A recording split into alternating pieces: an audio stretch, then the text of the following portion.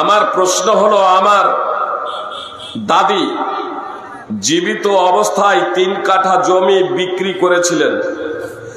দাদা মারা যাওয়ার পর তাদেরকে রেজিস্ট্রি দেওয়া হয়নি। আমার দাদি মারা যাওয়ার 20 বছর পর সেই জমি আমার বাবা কাকারা তাদেরকে জমি লিখে দেয়নি। তাহলে কি আমার দাদির কোনো ক্ষতি হবে? দয়া করে জানাবেন। বিষয়টা এখানে স্পষ্ট হওয়ার ব্যাপার আছে। মনে করুন এখানে যেটা আছে তাকে দিয়েই বলি, দাদি 3 কাঠা জমি বিক্রি করেছে, বুঝতে পেরেছেন?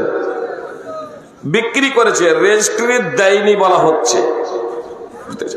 তো দাদি রেজিস্ট্রি দেয়নি না যাদেরকে দেওয়া হয়েছিল তারা রেজিস্ট্রি করেনি? মানে আগে অনেক সময় বিষয়টা এমন হতো যে দিয়ে দেওয়া হতো, অনেক মসজিদেরও আছে, দিয়ে দিয়েছে দান, আচ্ছা রেজিস্ট্রি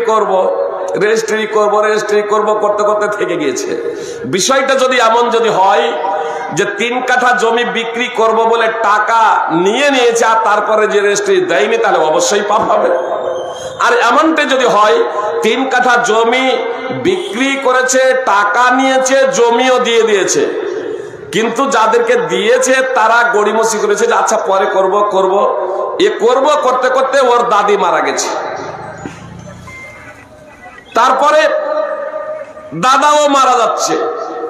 এখন পরে বাপ কাকারা দেখছে তো জমি তো রেজিস্ট্রি দেওয়া নেই তাকে, যদিও সে ভোগ করছে, আছে দাদির নামে, তো আমরাই তো তার হকদার। আইনত জেনে রাখবেন, আইনত ভারতীয় আইনে আপনি হকদার হলেও শরীয়তি আইনে কিন্তু আপনি হকদার না। শরীয়তি আইনে আপনি হকদার না।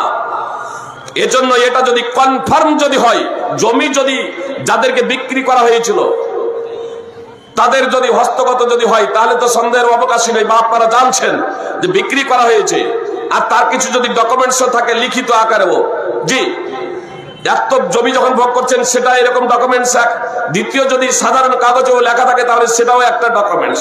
যদিও সরকারি আইনে সেটা টিকবে না, ধোপে টিকবে না, কিন্তু শরীয়তের আইনে সেটা আপনার জমি বিক্রি করে দিয়েছে দাদি, এর জন্য অপরাধী হবে না, পাপী হবে না।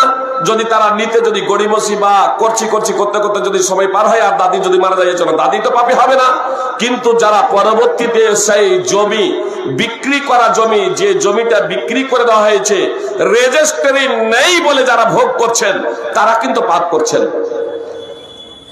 বুখারীতে হাদিস আছে, রাসূল সাল্লাল্লাহু আলাইহি সাল্লাম বলেছেন, 2 জন ব্যক্তি তোমরা আমার কাছে আসো, বা বিবাদ নিয়ে তোমরা 2 জন ব্যক্তি আমার কাছে আসো, আর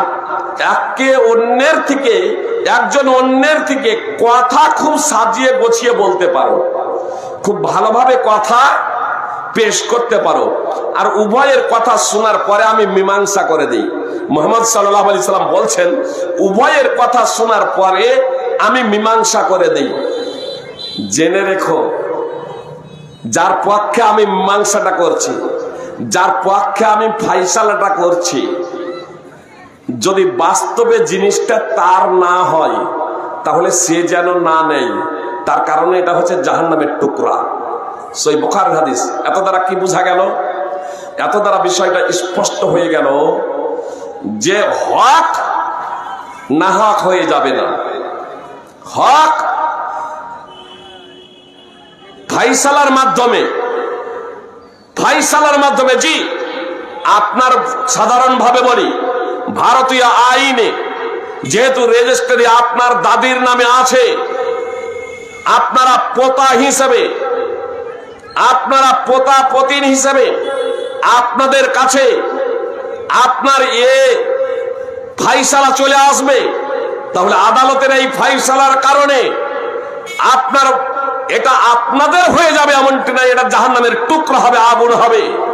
মুহাম্মদ সাল্লাল্লাহু আলাইহি সাল্লামের ফাইসালার কারণে, মুহাম্মদ সাল্লাল্লাহু আলাইহি সাল্লামের আদালতে ফাইসালার কারণে যদি না হক হক না হয়ে যায়, যদি অন্যের অধিকার আপনার ফাইসালা, আপনার ভাগ্যে ফাইসালা দেওয়ার কারণে আপনার জন্য হালাল না হয়ে যায়, তবে এ আদালতের ফাইসালাতে আপনি সেটা হালাল করে নেবেন, জি, এটা একেবারে চরমতম অন্যায় অপরাধ।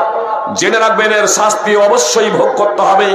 এজন্য যারা রেজিস্ট্রি নেই বলে অনেক মসজিদ আছে, দাদা দিয়ে গিয়েছে, মসজিদ নির্মাণ হয়ে গেছে। দাদা যদি না জমি দিয়েছে তো জবরদস্তি মসজিদ নির্মাণ করেছে নাকি? জবরদস্তি তো মসজিদ নির্মাণ হয় নাই, দাদা দিয়ে গেছে, রেজিস্ট্রি তখন করেনি, বা হয়তো এরাও করেনি। জি, অনেক সময় এগুলো হয়, শুধু অতীতে হয়েছে তাই নয়, এখনো হয়, এখনো হয়। কখনো কখনো কিছু সমস্যা, যেমন আমরা একটা মসজিদ নির্মাণ আপাতত করে নিয়েছি, যে জায়গা দিয়েছে সে রেজিস্ট্রি করার জন্য বলেছে, জি, তো আমরা বললাম যে আগের ঋণগুলো আছে, ঋণগুলো পরিশোধ হয়ে যাক, তারপরে রেজিস্ট্রিটা করতে হবে। রেজিস্ট্রি ইনশাল্লাহ খুব দ্রুত হয়ে যাবে।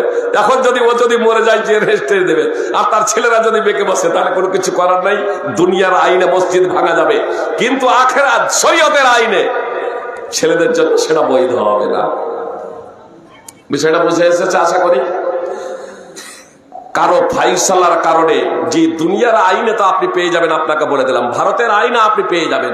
মুহাম্মদ সাল্লাল্লাহু আলাইহি সাল্লামের ফাইসালার কারণে যদি না হক না হয়, তাহলে আমার আপনার ফাইসালার কারণে সেটা না হক হয়ে যাবে, এমনটি না।